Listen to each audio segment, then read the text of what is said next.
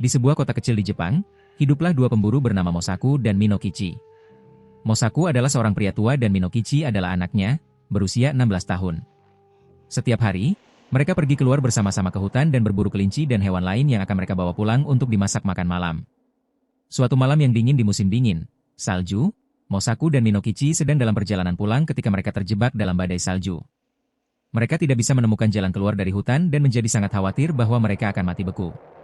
Untungnya, mereka menemukan sebuah kabin, pondok kecil, yang sudah ditinggalkan pemiliknya di mana mereka bisa berlindung untuk malam dan menunggu badai salju untuk redah. Di pondok kecil, kabin TD, tidak ada perapian atau tidak ada cara untuk membuat api. Mosaku dan Minokichi berbaring untuk beristirahat dalam keadaan menggigil dengan mata mereka yang ditarik seerat mungkin.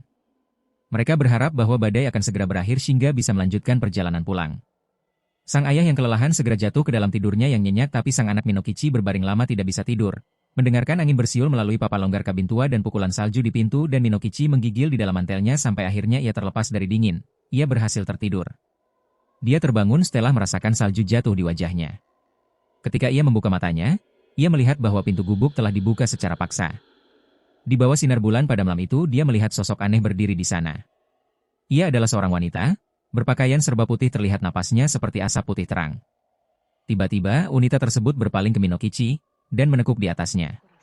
Minokichi mencoba berteriak, tetapi anehnya dia tidak bisa mengucapkan suara apapun. Wanita kulit putih tersebut menekuk di atasnya lebih rendah dan lebih rendah, sampai wajah mereka hampir bersentuhan. Dia sangat cantik, tapi matanya bersinar kuning. Minokichi sangat ketakutan dalam tekupan wanita tersebut. Wanita tersebut terus menatap Minokichi. Dia seperti berbisik, "The Snow Woman, terjemahan, akulah wanita salju. Aku akan membunuhmu, tapi sepertinya kau anak baik dan juga tampan. Aku akan membiarkan engkau hidup. Tetapi dengan syarat jika kau tidak pernah memberitahu siapapun, bahkan ibumu sendiri, tentang apa yang kau lihat atau aku akan membunuhmu. Jangan lupa peringatan ini." Setelah kata-kata itu, wanita tersebut berbalik dan melayang melalui pintu. Minokichi segera keluar untuk melihat, tapi hantu salju itu tidak terlihat untuk dilihat dalam badai salju yang masih berkecamuk. Minokichi kembali ke dalam gubuk. Minokichi menutup pintu. Dia mulai bertanya-tanya apakah dia bermimpi atau mungkin wanita hantu salju adalah bagian dari imajinasinya. Ia bertanya kepada ayahnya, tetapi ayahnya tidak menjawab. Anak itu mengulurkan tangannya dalam kegelapan malam di gubuk itu dan menyentuh wajah ayahnya terasa sangat dingin dan beku dan ternyata ayahnya sudah meninggal. Setelah fajar, badai salju redah dan Minokichi menyeret mayat ayahnya Yege beku kembali ke kota. Dia sangat terpukul oleh kematian ayah tercintanya dan tetap sakit dari efek dingin untuk waktu yang lama di gubuk tempat mereka istirahat tadi malam. Dia masih ketakutan oleh wanita salju yang tidak memberitahu siapapun tentang dia. Polisi menduga ayahnya mati beku di hutan. Dia tidak mengatakan apa-apa tentang wanita putih pada ibunya, takut bahwa hantu itu akan kembali dan membunuh ibunya juga. Namun Minokichi tidak berhenti untuk tetap berburu di hutan tersebut. Dia sudah tidak tahu entah kemana lagi akan mencari makan. 1 tahun kemudian, di tengah musim dingin, Minokichi sedang dalam perjalanan pulang, ketika Minokichi bertemu dengan seorang gadis yang kebetulan bepergian di jalan yang sama. Gadis itu tinggi, kurus dan sangat cantik. Saat mereka berjalan di jalan bersama-sama, mereka mulai berbicara. Gadis itu mengatakan bahwa namanya adalah Oyuki dan dia baru saja kehilangan kedua orang tuanya. Dia sedang dalam perjalanan ke rumah pamannya, di mana ia berharap dapat tinggal di sana untuk sementara waktu sampai dia bisa menemukan pekerjaan. Minokichi sangat tertarik pada gadis itu dan semakin ia memandang gadis itu tampak semakin cantik. Singkat cerita, mereka berpacaran selama beberapa minggu dan secara bertahap jatuh cinta. Kemudian Minokichi mengajak Oyuki untuk datang ke rumahnya untuk makan malam sehingga dia bisa bertemu ibunya. Setelah ragu-ragu akhirnya Oyuki pergi ke sana. Ibu Minokichi merasakan gadis itu sangat menyenangkan dan ramah. Akhirnya, pasangan muda itu menikah dan Oyuki tinggal di rumah Minokichi. Ketika ibu Minokichi meninggal, setahun kemudian, kata-kata terakhirnya adalah kata-kata kasih sayang dan pujian untuk istri anaknya. Dan Oyuki melahirkan 10 anak, anak laki-laki dan perempuan. Anak mereka semua lebih tampan dan cantik dari mereka, dan sangat putih kulitnya. Negara rakyat berpikir Oyuki orang yang sangat cantik, dengan sifat yang berbeda.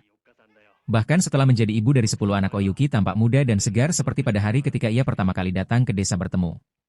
Suatu malam, setelah anak-anak sudah tidur, Oyuki sedang menjahit kain dengan bantuan diterangi cahaya lampu dan suaminya Minokichi mengawasi dan tanpa sengaja mengatakan, "Melihatmu menjahit di sana, dengan cahaya di wajah, membuatku berpikir tentang hal yang aneh yang terjadi ketika saya masih seorang pemuda 18 tahun lalu.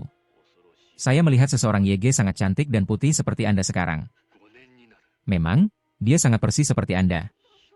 Tanpa menghentikan pekerjaannya dengan mata masih tertuju ke pekerjaannya, Oyuki menjawab. Ceritakan tentang dia. Di mana kau melihatnya?